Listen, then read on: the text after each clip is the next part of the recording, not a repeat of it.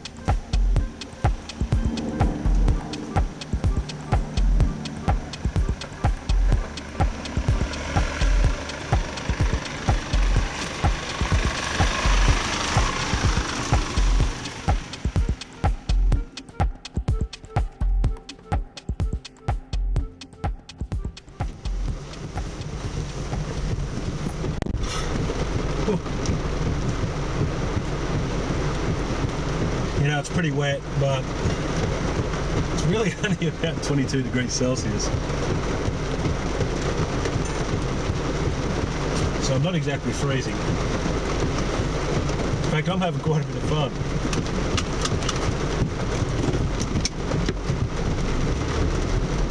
That just goes to show you what a good, capable vehicle is really capable of. And that is giving the driver enough confidence, enough surety in performance to enjoy themselves.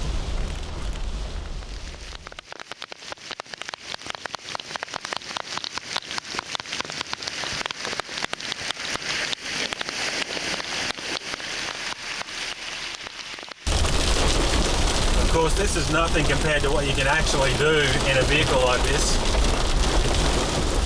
but I am flying solo today, which means take it easy because I don't want to get stuck on my own out here.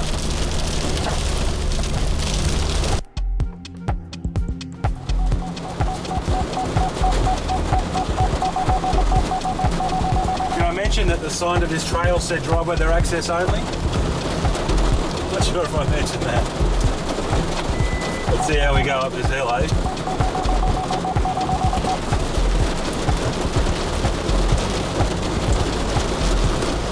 No sweat. Up we go.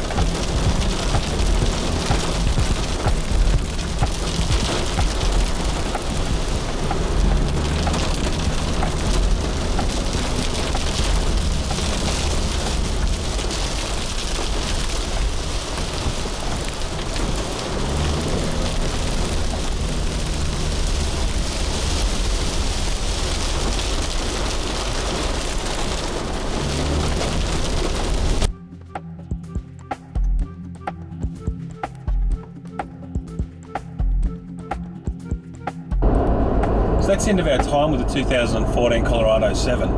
It's still pretty much more of the same from what it was in the 2013 model, except they've added a nice big fat dollop of torque on top of what was already a substantially grunty motor.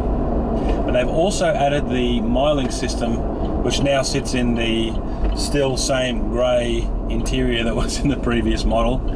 But the addition of miling is actually quite practical, especially if you go away on weekends out of the area of reception for, irrespective of its GPS or mobile reception, depending on what your GPS relies on. You can take photos of maps and upload them onto your USB stick, and then you can use those particular maps to actually look at through the miling system. So you don't have to carry around a bunch of maps that can get lost and torn upside down. You can just store them all on your USB card so you can access them through the touchscreen, which has the capability to zoom in and out on the pictures as well.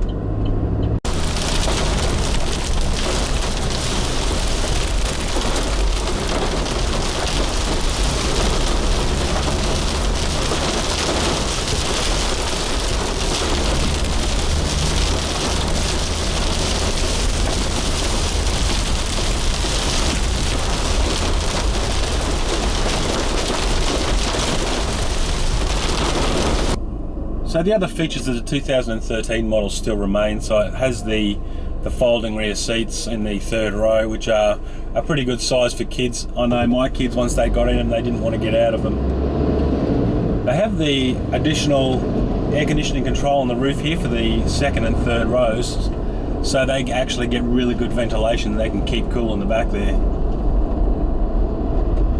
Come on, truck. And of course it still has that other great feature of the 2013 model, and that is a very competitive price. Now, although this is really competing against things like the Isuzu MU-X and the Mitsubishi Challenger. There you go, buddy. So although this is competing against the MU-X and the Challenger, it really is the next level up. It has much more torque, it has a higher towing capability. So really you should be starting to compare this price against things like the Prados if you're going for straight on capability. Obviously this LTZ model is the top of the line, and it doesn't get all the nice trinkets you can get in a Prado, like forward facing terrain cameras and 360 degree camera views, and parking sensors at the front, and pop down DVD players, all that sort of thing. But if you just want a really capable four-wheel drive, then it's pretty hard to go past the Colorado 7, not just on a value for money perspective, but also on a true off-road capability perspective.